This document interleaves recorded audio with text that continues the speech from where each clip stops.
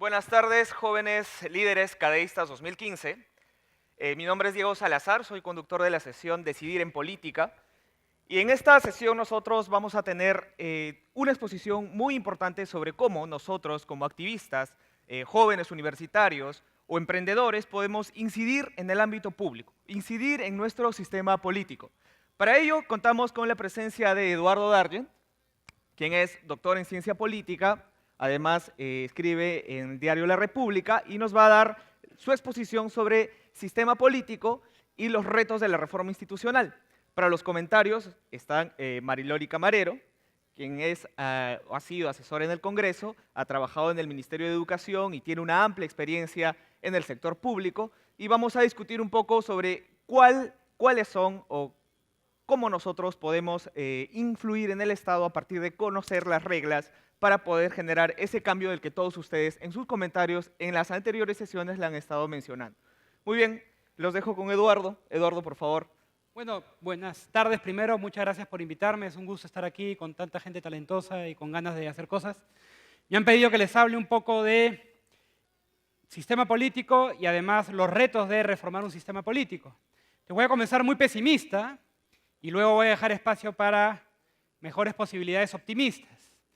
No se asusten al inicio entonces, ¿ya? Lo que pasa es que me parece importante aterrizar un poco estos temas porque todos, cuando estamos fuera del Estado, cuando estamos mirando las cosas desde fuera, solemos creer que las ideas que tenemos pueden ser geniales y que a veces lo que se requiere es voluntad.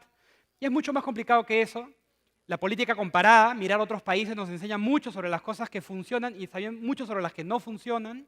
Y también aprender a entender las complejidades del manejo público es un reto muy especial. Muy especial. Y yo creo que en el Perú lo que abunda muchas veces es una mirada encontrada, difícil entre estados y empresas. En diferentes momentos uno toma preponderancia sobre otra, pero no siempre mucha comprensión. Entonces, estos espacios son ideales para construir esas posibilidades. Rápidamente, porque no tenemos tanto tiempo, ¿qué es un sistema político? Es una definición que puede ser muy complicada. Nos podemos quedar en lo formal, las reglas, las leyes, la Constitución, pero es mucho más que eso, ¿no? Son reglas que regulan nuestra convivencia. Una cosa puede decir la Constitución y otra cosa es cómo actuamos. Generalmente tienen que haber o tiene que estar contenido allí, por ejemplo, cómo se debe gobernar, frente a quiénes se tiene que rendir cuentas. Es muy diferente ser un jeque árabe que un gobernante en Dinamarca, por ejemplo. Hay reglas diferentes sobre cómo debe ser su conducta. En países como el nuestro, lo interesante es que muchas veces lo que está escrito obedece a modelos como el de Dinamarca, pero a veces caemos en conductas o formas de relacionarnos con el poder más parecidos a la de otro tipo de gobierno más personalistas, sin reglas, sin leyes, sin instituciones. Entonces, esa tensión complicada de ser en forma una democracia liberal, pero en contenido una sociedad con derechos diferenciados, con poderes diferenciados, donde la voz de uno puede pesar menos que otra, es una tensión, es complicada. Hay ciudadanos que valen menos que unos, que otros. Hay gente que por tener mayor acceso a funcionarios o personas puede introducir agendas más rápidamente, y todo eso es algo a tener en cuenta como parte del sistema político. De derechos y deberes ciudadanos también me pidieron que les diga un poco. Generalmente hay un discurso fácil de decir, los derechos no implican deberes, todo el mundo pide derechos. Eso es mentira. La construcción de derechos generalmente está hecha en forma a protegernos, establecer formas de protección frente a posibles invasiones o acciones del Estado o de particulares que busquen quebrar lo que consideramos son espacios que el individuo tiene que tener garantizados, pero obviamente esos derechos están asociados a una serie de deberes. Mi derecho a no ser vulnerado por el Estado, poder reclamar a alguien cuando me están robando o cuando me están estafando, implica también deberes frente a los demás. El problema en muchos casos es que estos derechos, derecho a asociación, libertad de expresión, pero también cosas más sencillas, ¿no?, de convivencia mutua, de que me paguen un contrato cuando se ha incumplido, no están garantizados. Entonces no es tanto que no existan o que solo sean derechos o que el Estado no tiene, sino que generalmente hay problemas de cómo garantizarlos. Me pidieron que les hable rápidamente del sistema de gobierno. Muchas de las cosas que conversamos de lo que debería existir ya existe. Generalmente cuando hablamos del poder legislativo estamos hablando de la representación. Esos gobernantes que están en el Congreso nos representan, nos hemos elegido. No nos gustan muchas veces, ¿no? Pero yo les invitaría a conocer a algunos de ellos. Muchos de ellos tienen que multiplicarse por 5 para intentar recorrer sus circunscripciones electorales. Somos especialistas en rajar de ellos porque nos fijamos en las malas conductas. Pero aquel que se pasa el día recibiendo alcaldes, uno por departamentos o regiones enormes, o algunas regiones tienen, digamos, 4 o 5 congresistas, pero uno por, calculen ustedes, 500.000 habitantes, 700.000 habitantes, es muy difícil. Es complicado. La representación del Perú es débil no solamente por la mala relación, sino por también otros factores, otras razones que hacen muy difícil acercar ese vínculo. El Poder Legislativo también fiscaliza, también legisla. La idea es que dé buenas leyes, veremos qué es una buena ley, y también fiscaliza, busca controlar al Ejecutivo, a los otros poderes, vigilar que las cosas no se salgan de control en el manejo del poder. Son nuestros representantes. El Poder Ejecutivo, estoy simplificando obviamente porque es una presentación que no podemos entrar en detalles, pero generalmente ustedes, como ciudadanos peruanos, van a ver el Poder Ejecutivo en todos lados.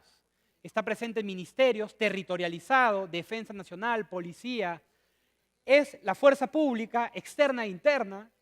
Por donde ustedes vayan van a ver al Poder Ejecutivo. Es un sector complicadísimo de manejar, de articular. Y por si esto fuera poco, también tienen que conocer lo que es el Poder Judicial. Un sistema que está construido precisamente en esta lógica republicana, hoy en día en las democracias modernas, de garantizarles a ustedes formas de controlar el poder, evitar que los ciudadanos puedan vulnerar los derechos unos de otros, que buscan no solamente resolver disputas, sino también garantizar seguridad por medio del Ministerio Público, de la fuerza pública, garantizar que ese ejercicio de la fuerza pública es proporcional y eficiente también, ¿no? Además de esos organismos nacionales, tenemos el Tribunal Constitucional, el Ministerio Público, el Jurado Nacional de Elecciones. Todas entidades que dentro del esquema deberían cumplir funciones de efectividad y control de unos a otros. Además, algo que ustedes van a conocer en el Perú es nuestro sistema particular de descentralización con varios niveles, más niveles que en otros países. Regiones, municipios provinciales, municipios distritales y, lo que es interesante, sin mucha jerarquía entre ellos, todos con muchas autonomías para hacer diferentes funciones y no siempre articulados. Un problema serísimo en el Perú desde que somos Estado es la articulación de estos niveles y por mucho tiempo no le hemos puesto atención. Se superponen, pelean y la debilidad de partidos políticos nacionales que rompe o hace difícil que se canalicen, hace todavía más difícil que tengamos contactos adecuados entre todos estos niveles, ¿no? No hay grandes planes de partido, por ejemplo, con una política pública. ¿Cuál es la última política pública que ustedes se acuerdan en el Perú de un partido político que haya realizado a través del territorio? Difícil, ¿no? Difícil. El vaso de leche con la izquierda en los 80 nos acordamos, ¿no? Pero no es que nos acordemos de partidos que tengan un dominio de 25, 30% de municipalidades y puedan decir vamos a marcar la agenda con una nueva política pública. No hay. Muchos niveles, débil articulación, debilidad administrativa, tienen que hacer muchas cosas, no tienen los recursos para hacerlas, o cuando los tienen no siempre los usan efectivamente. Y el caso de Lima es un caso de locos, yo creo. Es una de las pocas ciudades en el mundo con tanta fragmentación a nivel de distritos que hace difícil la gestión de la urbe. Es muy complicado. La Municipalidad de Lima Provincial es una municipalidad que gobierna bajo ciertas áreas de la ciudad, pero no en toda la ciudad. Y eso es muy bueno para las personas que viven en distritos que funcionan bien, pero muy malo para personas que viven en distritos que funcionan mal. Eso es el sistema político. Pero yo quería concentrar esta presentación en motivarlos a pensar un poco más sobre algo que ustedes van a escuchar una y otra vez y lo hemos vuelto a escuchar hoy día y lo vamos a escuchar constantemente en estas discusiones. En el Perú hay una débil institucionalidad y me atrevo a decir formal, ¿ya? Porque institucionalidad, como definición, es reglas que nos obligan normas que nos obligan a actuar de determinada manera. Lo que hay en el Perú, yo creo, es una débil institucionalidad formal. Hay reglas muy poderosas, informales, que uno sabe bien y que nos obligan a actuar a veces en contra de las reglas formales. La corrupción, por ejemplo. La forma de acceder a ciertos trámites, por ejemplo. La gente sabe cómo actuar para obtenerlos, ¿no? y sabe que esa regla no está escrita, pero que si no la cumple muchas veces puede tener consecuencias. Esas son reglas informales muy poderosas, enormemente poderosas. La institucionalidad formal, más bien, esa que está en la Constitución, en los reglamentos, los derechos, muchas veces es de difícil cumplimiento. ¿Es un problema de reglas o su cumplimiento?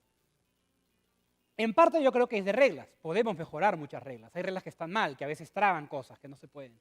Pero en muchos casos el problema es de implementación, de debilidad de las agencias estatales en el cumplimiento. Constantemente estamos hablando de cambiar reglas. Hoy día he escuchado unas por acá. Yo muchas de las ideas que he escuchado cuando escucho a los políticos hablar de cambiar reglas o los expertos electorales en cambiar reglas, yo tiemblo, la verdad. Algunas de ellas considero que son una receta para que las cosas no mejoren, incluso empeoren. Más bien lo que siempre estoy pensando es, si ya hay varias reglas que están medianamente bien, ¿por qué no se cumplen? ¿Ustedes saben cuál es la tasa de incumplimiento de multas de tránsito, por ejemplo? Yo tampoco, pero es altísima.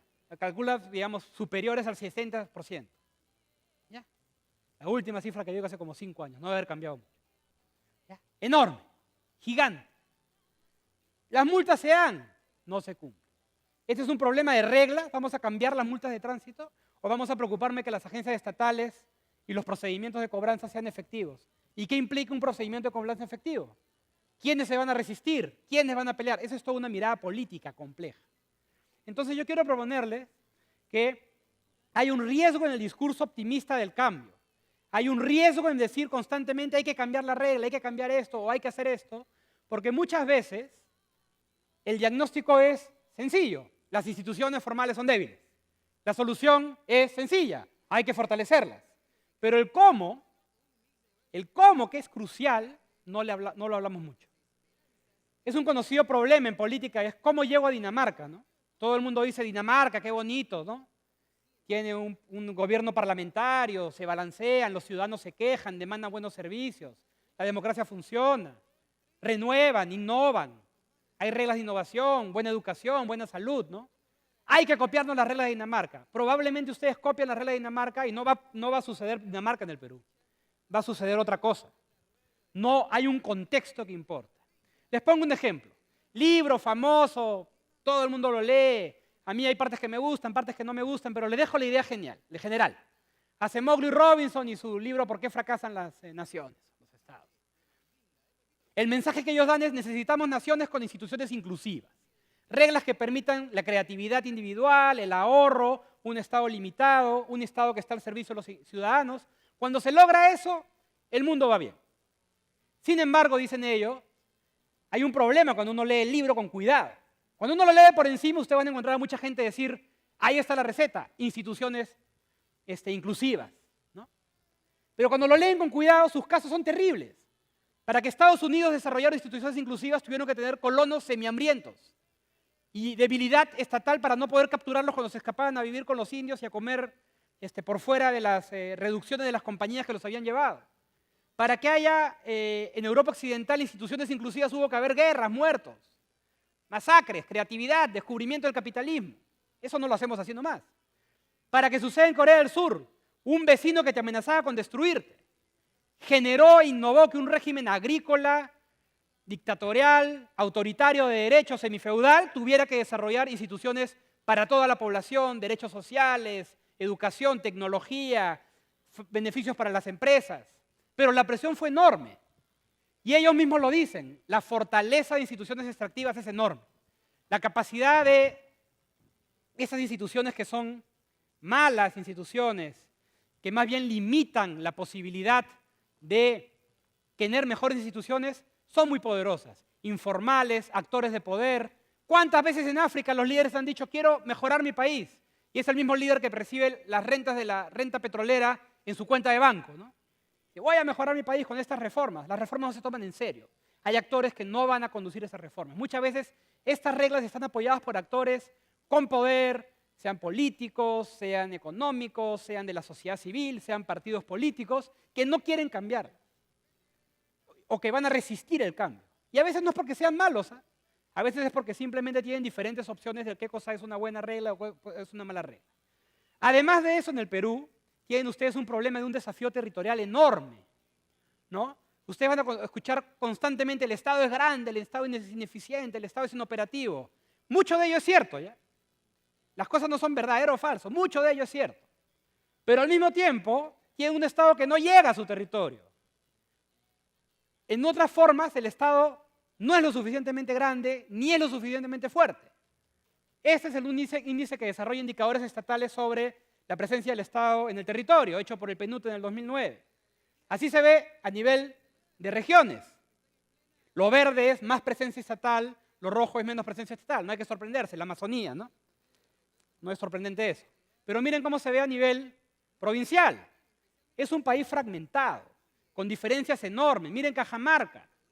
Lo verde son las provincias donde hay ciudad, recursos urbanos, donde se concentra la riqueza.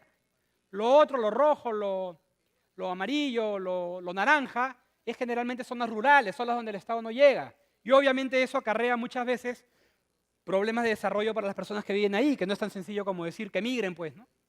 Como se suele decir a veces, ¿no? ¿Dónde van a migrar? ¿Para qué? ¿Hay acaso en esos centros de desarrollo suficiente trabajo para todos? Entonces, lo que yo les quiero dejar en claro aquí es que hacer reformas es difícil. Por un lado, se requiere de poder político que empuje las reformas.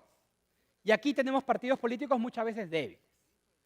Que garanticen su continuidad porque va a haber mucha resistencia. Que sepa cómo hacerlas, que tenga técnicos, gente participando. Además, la debilidad institucional se reproduce. Nos hemos acostumbrado a vivir en un Estado débil, no le pedimos cosas. Preferimos escapar al Estado a veces antes que pedirle que haga las cosas bien. Nos acostumbramos a vivir con esta debilidad. Cuando en otro país hay una tragedia y el Estado llega tarde, la gente protesta. En el Perú, cuando ustedes llegan, a veces los políticos después de un evento catastrófico y se demoran en llegar y llegan tarde, la gente agradece. Nos hemos acostumbrado a que el Estado no funcione. Y eso hace que muchas conductas sean de escape al Estado. Nos vamos a servicios privados, al farmacéutico, postas de salud, y se va construyendo una idea de que muchas veces el Estado no funciona. Ojo, no estoy diciendo que el Estado tenga que hacer todo, ni mucho menos. Solamente digo que hay una suerte de idea de que ya muchas de estas cosas no van a funcionar. Además, las diferencias de opinión son enormes. Cuando ustedes tengan esta buena idea, ¿no? Se mencionaba ahora, por ejemplo, renovación por tercios, distritos uninominales para el sistema político, o la diversificación productiva, ¿no? Es una buena idea. Van a encontrar ustedes diversidad de opiniones. ¿Cuánta diversificación productiva? Ya no estamos en los tiempos en que se podía hacer diversificación como en los años 60. Ahora ya nos ganó Corea, ya nos ganó Taiwán, ya nos ganaron varios países de Asia. ¿Qué nos queda? ¿Qué se puede hacer? Algunos dicen nada, muy poco. Canaliza y da instituciones más fuertes para que la gente descubra qué puede hacer. Otros dicen no, interven, entra al territorio, busca oportunidades. El rango es alto. No es tan sencillo decir esta es la reforma que hay que hacer. Además, esta es la parte pesimista que les quería dejar. Pero al mismo tiempo, y es importante, el pesimismo es también idiota y autoprofético. Decir que no se pueden hacer cosas, que es muy complicado, es empíricamente rechazado por la realidad. Podemos ver en diferentes países, con menor o mayor éxito, que hay cosas que se pueden hacer. Hay experiencias abundantes de lo que sirve y lo que no sirve. Si quieren lo podemos llamar una suerte de reformismo crítico. Reconocer la dificultad del cambio, reconocer que hay un montón de experiencias a averiguar antes de querer hacer cambios, que las ideas que suenan bien para Europa, Estados Unidos, a veces sería mejor ver cómo funcionan en Brasil, Colombia, Costa Rica, antes de querer aplicarlas acá. Reconocer de dónde partimos para poder hacerlo. Ojo que no estoy definiendo a mi gremio, ¿ah? Los politólogos han sido responsables de creación de sistemas electorales africanos que ayudaron a formar guerras civiles y cosas. Simplemente estoy diciendo que es importante ser muy crítico con la idea de reformas sin que nos lleve a la parálisis. ¿Qué sabemos puede funcionar? ¿Qué sabemos no funciona? Primero, importar instituciones acríticamente. No traigas Dinamarca al Perú, mira tu contexto. Mira cómo va a actuar con Dinamarca tu contexto. Segundo, demandarle mucho al Estado frente a una capacidad estatal baja. Pues. El Estado no va a poder hacer, como se pensó en los años 70, un programa industrial de alto nivel para el Perú. No va a tener los recursos, ni la presencia territorial, ni las capacidades, ni los incentivos, ni los fiscalizadores para lograrlo. ser consciente de eso. Al mismo tiempo, no pedir muy poco, ¿no? Hoy, con la ley de financiamiento de partidos políticos, si se va a hacer, tiene que hacerse bien. Tiene que hacerse de aquella manera que garanticemos esos fondos no se pierdan en actividades que no tienen nada que ver con lo que fue creado. Pero tener conciencia de eso es bien importante. ¿Qué sabemos ayuda? El liderazgo burocrático, tener recursos para poder actuar. Miren, el ministro de Educación en este momento, Jaime Saavedra, tiene un liderazgo burocrático, nos ha dicho a todos que esto es un tema que nos interesa a todos, nos ha convencido que la educación pública es central para mejorar la calidad de la educación general, que no basta este tipo de políticas privatizadoras que dieron lugar a colegios que alguna gente lo prefiere por diversas razones, pero no han dado un salto cualitativo en la calidad de la educación en los sectores más pobres, por ejemplo, que sin escuela pública fuerte no va a haber mayor integración, ni va a haber mejores niveles generales de una serie de indicadores. Nos ha convencido de eso y tiene recursos para hacerlo. El liderazgo es central, pero también veamos que hay áreas más complicadas que otras. Lo que ha logrado Saavedra en educación a mí me parece muy importante porque entra a un área muy compleja, muy difícil. En otros momentos era más fácil reformar el Banco Central de Reserva, la SUNAT, ¿no? Áreas difíciles pero más manejables. Educación, salud, santo Dios. Luego, algo que ayuda es cuando hay demandas de actores poderosos, organizados, demandando calidad de servicio. Es muy importante, por ejemplo, que la sociedad se involucre y demande y esté seguro que lo que está haciendo el Estado responda a ciertas necesidades. El problema es que no siempre lo que yo quiero o me es útil es bueno para todos. Los bienes públicos no siempre coinciden con intereses particulares. Tener seguros de salud privados excelentes no lleva a una mejora de los sistemas de seguros para el resto de la población. Tener colegios privados o universidades privadas excelentes no siempre lleva a un sistema universitario sólido y fuerte. Tener algunas universidades públicas excelentes no lleva a un sistema universitario público fuerte. Tengan eso en cuenta. Y a veces las demandas internacionales nos ponen presión, nos obligan a actuar y son útiles. Hoy que se discute entrar a la OECD, hay muchos incentivos para hacer reformas que de otra manera sería difícil hacer en el Perú. ¿Cómo vamos? Uy, me pasé. Y luego, para terminar, entonces, yo los invito a pensar en una demanda, construir formas de demanda social organizada, técnica, enterada, políticamente informada, para que estas reformas sean dirigidas hacia cosas que se puedan lograr. Además, la importancia de que el empresariado, la sociedad civil y la academia se involucren más en esos temas, demanden, actúen, pero tomando en cuenta que muchas de estas reformas pueden implicarle costos. No es que solo va a ser bueno para ellos, va a limitarlos en muchas formas, va a ponerle mayores exigencias. Eso es muy importante porque muchas veces se ve lo que es bueno para mí es bueno para todos y eso no es cierto. Siempre. Y finalmente, yo también diría que no le tengan miedo a la participación política. Aprender a hacer política es crucial, porque aprendemos que construir alianzas, construir mínimos, construir sentidos comunes y empujarlos a través de los procedimientos administrativos, legislativos o dentro de partidos es central para que las cosas comiencen a cambiar. Si no, la política queda muy en manos de personas que la pueden capturar para intereses muy particulares y en una sociedad despolitizada donde los medios de comunicación nos pasan, a diferencia de países vecinos, ¿ya? No se coman el cuento de que esto es normal. En la civilización del espectáculo en el Perú es hiperespectáculo y para colmo espectáculo de pésima calidad. No tener programas políticos a la 10 de la noche es un pecado. No sabemos qué está pasando con el Estado, ni con sus políticos, ni con sus programas. ¿Cuántos de ustedes saben que el Perú tiene una crisis de anemia? Algo que debería estar ahí siempre hablándose. Muy pocos saben. Y eso es porque tenemos medios de comunicación paupérrimos, que en nombre del rating han renunciado a informar públicamente. Entonces, no le tengan miedo a la participación política y con eso termino.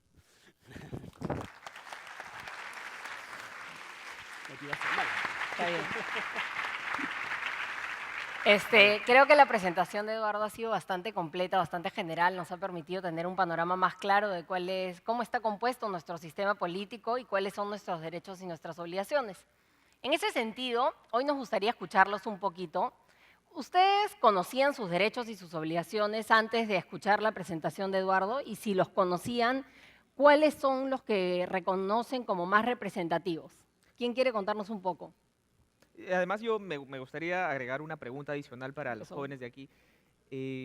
Luego de ver la exposición de Eduardo, ¿Cuántos de nosotros estamos en la posibilidad de hacer ese tipo de participación política con conocimiento técnico o con conocimiento de las estructuras y las normas formales e informales del Estado, para que además nuestras propuestas no caigan en saco roto y sean pues propuestas viables, ¿no? ¿Cuántos de nosotros, digamos, conocemos al menos estos lugares donde nos estamos moviendo para fomentar este activismo mucho más completo? Entonces son dos preguntas, más o menos. Derechos, obligaciones y cómo podemos ejercer un rol de ciudadanía participativa, a través de qué niveles, cuáles conocen. A ver, Ahí, hay ahí, una pregunta al fondo que está levantando la mano hace rato. Y yo estoy sin lentes, o sea que ustedes, chicos, me tienen que ayudar con esto. Hay Ahí, dos, por favor, si adelante. nos ayudan ahí al fondo. ¿Alguien nos ayuda? Bueno, Sí, unas 4 intervenciones para entender un poco sus inquietudes. buenas tardes. Sí. Aquí. Bueno, mi nombre es Alfonso Vargas, soy de Lima, pero no sé quién va a participar. Bueno, No, empezamos por acá. considero que es demasiado necesaria una reforma en todo el sistema político, comenzando desde los partidos. Es decir, participamos de un ciclo vicioso en donde los representantes son los mismos, las mismas caras. No es un bloque listo para actuar. Creo que el Perú está pasando un momento en donde está preparado para una tecnocracia. Hay problemas, tenemos ejemplo de otros países y tan solo necesitamos gente preparada para afrontarlos, ¿no? La adaptabilidad es algo que nos falta mucho para lograrlo y tenemos la capacidad de resolverlo si nos atrevemos, ¿no? Y eso justo está en nosotros. Nada más. Gracias. Había una persona al fondo que levantó la mano desde el comienzo, no sé si ¿Aló? le identificaron. Hola. Por favor. Buenas tardes a todos. Carlos Fernández nuevamente de la UPC. Mira, poniendo justamente a las preguntas que nos ha planteado para iniciar el debate, quisiera justamente recalcar el rol de la participación ciudadana para reformar el sistema político.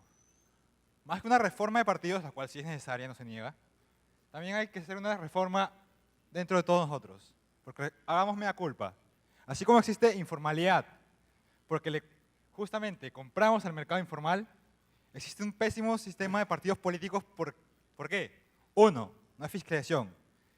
Y 2, porque justamente preferimos retirarnos del sistema, pese a que también hay otras alternativas que nos permiten tener una democracia un poco más directa, como por ejemplo la iniciativa legislativa ciudadana, que está velada por Constitución. No sé cuántos de ustedes les hayan pasado alguna vez en su vida una lista para una causa, por ejemplo, por los derechos de los animales, a favor o en contra de, no sé, la pena de muerte, aborto, temas así, que son iniciativas ciudadanas que nacen de nosotros, sin requerir previamente un partido, para que sean debatidas en el hemiciclo del Congreso.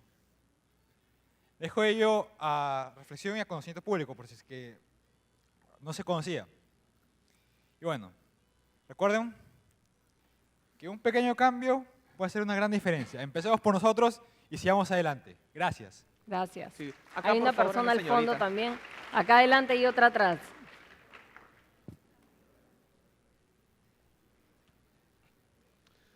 Bueno, hola con todos. Mi nombre es Kevin, soy de la región Moquegua y yo quería más que todo hacer un hincapié en lo que dijo en este caso Eduardo, en el que muchas personas quieren participar en la elaboración de normas, de reglas que puedan ayudar a regular nuestra convivencia, ¿no es cierto?, en sociedad y tanto en las instituciones públicas. Pero muchas de las veces se ve que estas mismas personas que coadyuvan en la elaboración de estas normas son las mismas personas las cuales evaden el cumplimiento de estas. Entonces, ¿de qué hablamos? De que queremos apoyar, si tenemos el ímpetu, de elaborar normas, cuando por otro lado evitamos el cumplimiento que estas exigen. Tal vez me gustaría saber un comentario adicional de Eduardo. Gracias.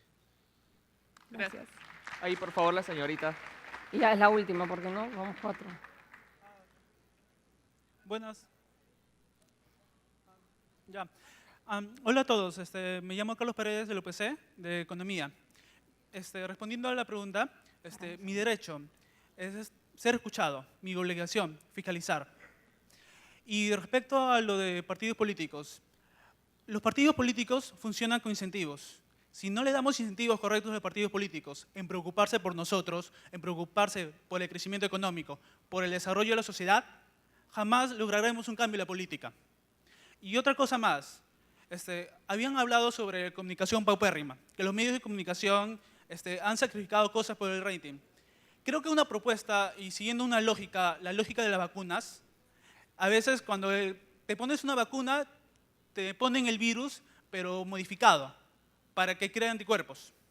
Entonces, utilizar esa comunicación paupérrima como una herramienta a favor del cambio de la sociedad. O sea, utilizar, aunque suene algo ilógico o tonto, utilizar la farándula como un medio de comunicación para conocer la realidad nacional, de otra forma que antes no se ha pensado.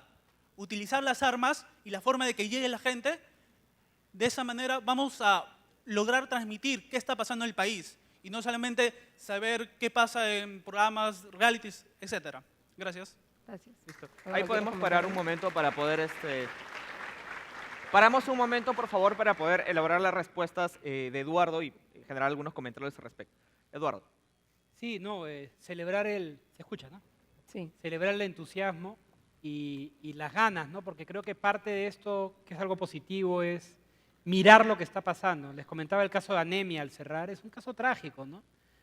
Cualquier proyecto de desarrollo, sea con este modelo, con otro modelo, cualquier proyecto de desarrollo requiere capacidades humanas altas, posibilidad de aprender, posibilidad de estudiar.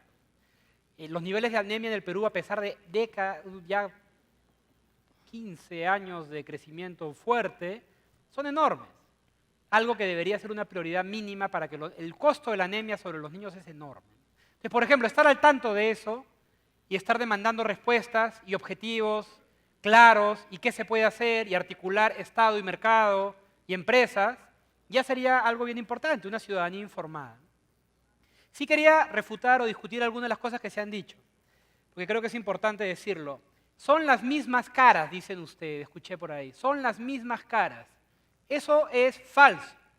En el Perú se renueva cerca del 75% o 70, entre 70 y 75% del Congreso cada 5 años desde el año 2000. No son las mismas caras. No son las mismas caras.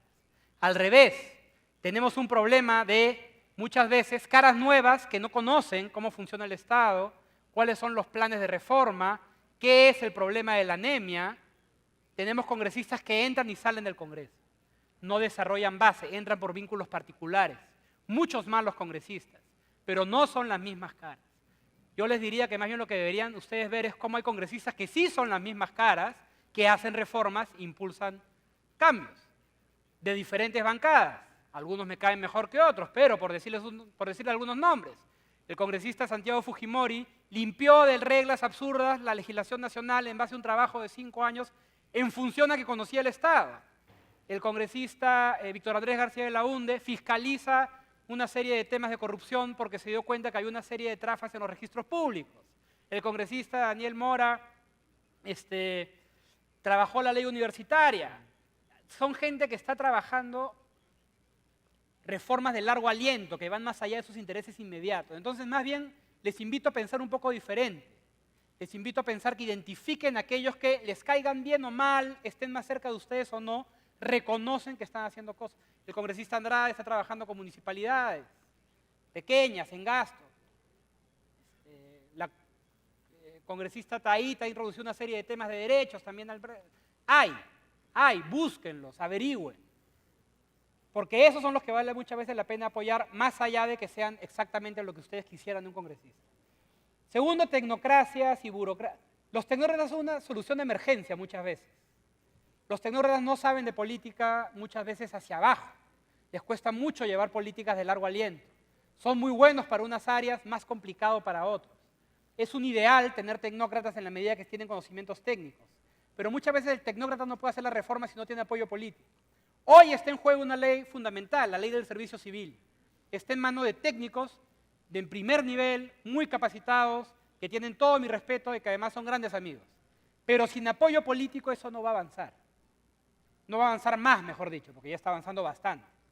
Necesitamos enraizarlo en ciudadanía y en actores políticos que vean eso como un interés nacional y nos vendan votos y apoyo de esa manera. ¿Hace cuánto tiempo ustedes no han visto políticos hablándoles de esa manera? Y no es porque no estén, muchas veces porque no los estamos buscando tampoco. Y la idea de usar la farándula tiene algo atractivo, ¿no? La política no tiene que ser aburrida, los programas políticos no tienen que ser aburridos. Pero el problema en el Perú es que si ustedes juegan a la idea de el rating manda, la telenovela mexicana o turca nos va a ganar en todos los horarios de televisión. Y las minorías que les interesa ver política desaparecen. ¿Qué cosa menos liberal que es? Se defiende en términos liberales muchas veces, ¿no? Es la preferencia de la ciudadanía. No, es la preferencia de una mayoría y otros no tienen preferencia. Y además da dinero a alguien. No es solamente un tema de ideas. Entonces discutamos seriamente cómo estas cosas se fortalecen. No tener mejor calidad de información política tiene un costo en que ustedes tengan menos calidad de preocupaciones, de intereses, de velocidad de reconocer problemas políticos en el territorio. No basta las redes sociales porque además segmentan. Tienen una amplia cantidad de la población, ustedes tienen de pronto más acceso a ciertas cosas, una amplia cantidad de la población tiene que estar entre esto y guerra, telenovela turca, telenovela mexicana. Eso estamos creando, ¿ah? Eso estamos creando. Mariloli. Creo que hay algo que nos podemos llevar de este conversatorio y es un mínimo común, que es que todos tenemos esta inquietud por hacer algo y querer hacer las cosas mejor por nuestro país. Hay cosas que ya identificamos que no funcionan, hay otras que podrían estar mejor, pero en cualquier caso algo que me sirvió mucho a mí cuando comencé a cuestionarme cuál sería mi rol en este país es encontrar una causa. En mi caso yo escogí la seguridad, identifiqué un problema de seguridad y lo trabajé desde una propuesta de reforma penitenciaria, involucrándome con los penales, para tratar de reformar desde ahí el tema de la seguridad de nuestro país. Esa fue mi causa. Yo trabajé en este proyecto 3 años, hubieron cosas que salieron bien, otras que salieron mal, cometí errores, los superé. Y si tuviese que regresar el tiempo atrás, harían muchísimas cosas diferentes, pero definitivamente volvería a hacer todo, por lo menos el contenido lo volvería a repetir, porque eso me permitió entender que hay, para la causa que cada uno escoja, hay un espacio que espera tu talento, tu trabajo y tu esfuerzo, mediante el cual puedes sacar adelante algo. Y de esa manera estás poniendo tu granito de arena y contribuyendo en que este carro avance un poquitito más rápido, ¿no?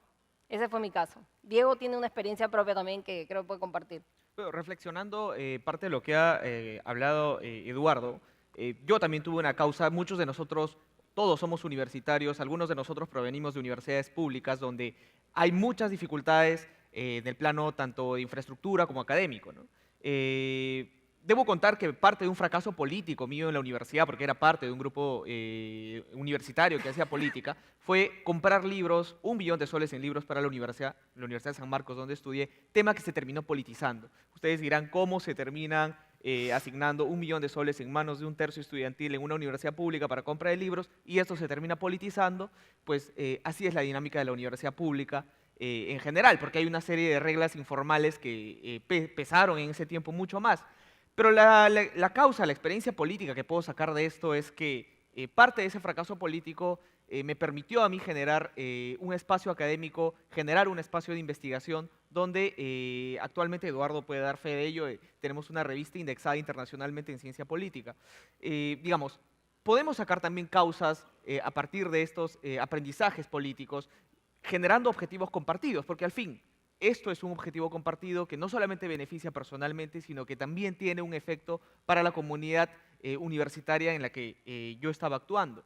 2 son las conclusiones que puedo, digamos, de alguna forma manifestar de lo que hemos conversado. Evitar sentidos comunes. Sentidos comunes como, por ejemplo, hay que prohibir la reelección de gobernadores regionales porque hay mucha corrupción, cuando en realidad, en los hechos, los gobernadores regionales ya no se reeligen. Solamente, si no me equivoco, 2 gobernadores regionales lograron reelección en las últimas elecciones, dejando los otros 26 en manos de nuevas personas, ¿no? Y dicho sea de paso, son gobernadores regionales bastante polémicos. Estos sentidos comunes pueden ser perniciosos también para nuestras propuestas de reforma, para nuestras propuestas de cambio institucional. Y lo segundo es que nosotros, como jóvenes, hay un espacio muy grande, una brecha grande entre querer y hacer. Querer cambiar las cosas, como muchos de nosotros han manifestado, ¿no? Queremos una reforma del sistema de partidos políticos, queremos cambiar nuestros representantes políticos, queremos cambiar estas prácticas, pero ahí está el cómo, ¿no? Esto requiere bastante conocimiento, cuáles son las llaves que nosotros debemos de mover para que el sistema comience a cambiar, cuáles son los recursos que nosotros tenemos o con los que contamos, recursos reales. Nosotros somos jóvenes, de repente no tenemos el acceso directo al Congreso o a redes de poder política fuerte, pero ¿cuáles son los recursos que nosotros tenemos? De repente redes sociales, no sé, de repente nuestro barrio, la comunidad, y cuánto esfuerzo le podemos poner a esto, ¿no? Yo creo que esas son ideas claves de lo mucho que ustedes han estado manifestando, que pueden ayudar también a definir cuál es nuestro rol, ¿no?, como emprendedores, jóvenes universitarios, en este sistema político. ¿Cuál era nuestra causa? Como Mariloli lo ha dicho, ¿cuál es mi causa? Seguramente Eduardo también ha tenido la suya. De esta forma nosotros podemos de alguna forma apoyar y contribuir a este cambio en el sistema político. Eduardo. Sí, en lo que ando ahora que me gusta mucho es descubrir experiencias interesantes que se están haciendo dentro del Estado porque muchas veces no tienen apoyo. Ustedes saben, hay una oficina maravillosa en el Ministerio de Educación que se llama la Oficina de Medición de la Calidad Educativa, por ejemplo, que comenzó en el 97 y ha sobrevivido a ministro tras ministro dando malas noticias. Señalaba constantemente que no mejorábamos en los rankings internacionales. Y por una serie de factores, el empeño de algunas personas que trabajan allí, la necesidad de dar resultados para el mundo externo, ¿no? Teníamos que mostrar cómo nos iba en una serie de pruebas, que se fue fortaleciendo con personal no solamente técnico, sino también muy inteligente políticamente hablando. Comenzó a construir mejores sistemas de información, mejores servicios, y hoy está dando buenos resultados, o sea, mejor dicho, sigue trabajando óptimamente, pero además nos permite medir con credibilidad buenas cifras en las mejoras educativas del país. Si no hubiese habido esa oficina, esas cifras estarían en disputa. Dirían, ese es un logro inflado, alguien lo ha inventado. De la misma manera, ustedes pueden encontrar en diferentes municipalidades el premio Buenas Prácticas que realiza Ciudadanos al Día, pero pueden encontrar en regiones, en el Estado central, cosas que han cambiado, que pueden mejorar, que se pueden hacer mejor. Y creo que es muy importante como causa, si quieren, apoyar que esas cosas se mantengan bien, porque en el Perú es muy fácil que se deshagan. Viene una persona con otras prioridades, no entiende de qué va el cambio, no le interesa o tiene otras urgencias y cosas muy bonitas que se iban asentando se pueden caer. Y si algo nos falta, como hemos hablado, es justamente espacios de profesionalismo e institucionalidad. A ver, a medida de conclusión, en realidad creo que está claro que va a ser difícil esta tarea, va a ser difícil cambiar y perfeccionar el Estado como lo conocemos hoy día, pero yo quiero invitarlos a asumir compromisos hoy día. Nosotros vamos a asumir compromisos. En mi caso, por ejemplo, yo me comprometo a no dejarme vencer por el pesimismo. De un tiempo a esta parte nos están tratando de hacer creer que todo está mal, que todo está perdido, que todos los políticos son corruptos, que todo el mundo nos miente y que vamos a caer cuesta abajo como de lugar. Yo soy una convencida de que eso no es así y que en buena cuenta va a depender de nosotros lo que ocurra con los próximos años para nuestro país y para voltear la tortilla si es que estamos en un nivel equivocado. Entonces mi compromiso hoy es ese, es no dejarme vencer por el miedo, es no dejarme vencer por el pesimismo y seguir tratando de poner mi granito de arena desde sea cual sea el fuero de trabajo en el cual me desarrolle para tratar de construir un país mejor. Yo, al igual que Mariloli, me comprometo a que mi rol, mi granito de arena en para aportar al Estado va a ser que mi trabajo genere objetivos compartidos. Genere objetivos compartidos no solamente para mí, genere objetivos compartidos para la sociedad, genere y contribuya a establecer esos mínimos comunes y acuerdos que nosotros tenemos que obtener para poder avanzar como un Estado hacia el desarrollo, que es lo que todos queremos. Y bueno, en mi caso, los invito a unirse a buscar esos temas urgentes, importantes. Les he propuesto dos: reforma del servicio civil, reforma de la educación, y también les diría el tema de anemia, por ejemplo, que me ha dejado muy preocupado por las cifras, ¿no? Es fundamental y en el cual los cambios son posibles, es cuestión de fiscalizar, demandar y mirar de cerca. En todas sus comunidades hay anemia. En el Callao, zona urbana, impactada por el crecimiento económico, hay cerca de 9% de anemia. Niños que no están desarrollando neuronas mientras hablamos. Millones de conexiones que no se están haciendo.